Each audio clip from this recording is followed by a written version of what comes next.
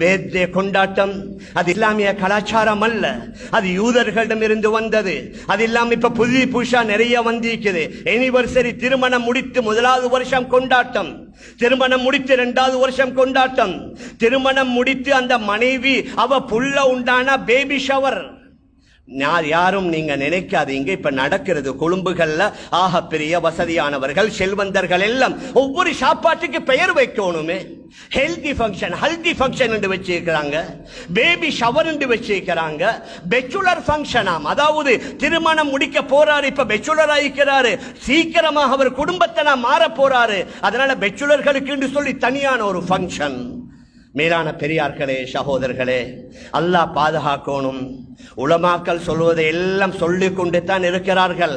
ஆனால் சில நேரத்தில் சிலர்கள் சொல்லுவாங்க, அவர்கள் சொல்லுவாங்க தான், அதெல்லாம் நாங்க கவனத்தில் எடுக்கல, கண்டுகொள்ளல, நாங்க செய்யறத நாங்க செய்வோம். சில செல்வந்தர்கள் நிக்காஹுக்கு உலமாக்களை கூப்பிடுவாங்க, அழகான முறையில மஸ்ஜித்ல நிக்கா.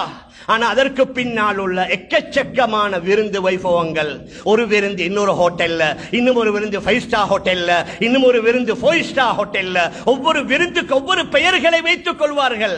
ஆனால் நிக்காஹுக்கு உலமாக்கள் எடுக்கிறது, அந்த ஃபங்க்ஷன் என்று வரும் பொழுது உலமாக்கள்கிட்ட பேச்ச கணக்கெடுக்கிறது இல்ல, கண்டும் காணாமலும் இருக்கிற. மேலான பெரியார்களே, சகோதரர்களே, யாரும் தயவு செய்து கோபித்துக் கொள்ளாதீங்க. இந்த சபையில் இருப்பீங்க, சில எங்களோட நண்பர்களும் இருப்பாங்க, எங்களோட நல்ல பழகிறவர்களும் இருப்பாங்க. அவர்கள் சொல்லுவாங்க, ஹோட்டல்ல ஹசரத் எங்கட பிசினஸ்காரங்க இருக்கிறாங்க, எங்களோட பழகினவர்கள் இருக்கிறாங்க, தாராளம் அவர்களை விருந்து கொடுக்கலாம், அதுல மாற்று கருத்து இல்ல. ஆனாலும் தன்னுடைய பணத்துடைய அந்த இதை காட்டுவதற்கு இன்றைக்கு நிறைய பேர் நிக்காக செய்யறது, அவங்க நிக்காகல தான் அவங்களோட பலத்தை காட்டுறது. எங்களுடைய பண பலத்தை காட்டுவதற்குரிய பெரிய சந்தர்ப்பம் நிக்கா. நாங்க தான் சொல்றோம், நாட்டில் எவ்வளவு மக்கள் கஷ்டப்படுகிறார்கள்.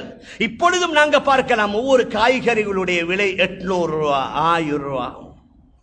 சரியான சிரமப்படுறாங்க ஏழை மக்கள். மாமிசம் வாங்க வசதி இல்ல, மீன் வாங்க வசதி இல்ல, அந்த சோயா மீட்டை வாங்கி சாப்பிட்டு கொண்டிருக்கிறாங்க நாட்டுப்புறங்கள்ல. ஆனா எங்கட செல்வந்தர்களுக்கு அது, சில எல்லோரும் அல்ல, சில செல்வந்தர்களுக்கு அது படுது இல்ல. அவர்கள் எப்படியும் அந்த திருமணத்துல இத்தனை மில்லியன் செலவழிக்கணும்னு போட்டாங்க. உலகமே மறுபக்கமாக நின்றாலும் அவர்களுடைய ஃபங்க்ஷன் எல்லாம் செய்து முடித்து கொண்டு தான் இருக்குகின்றார்கள். அல்லாஹ் பாதுகாக்கணும்.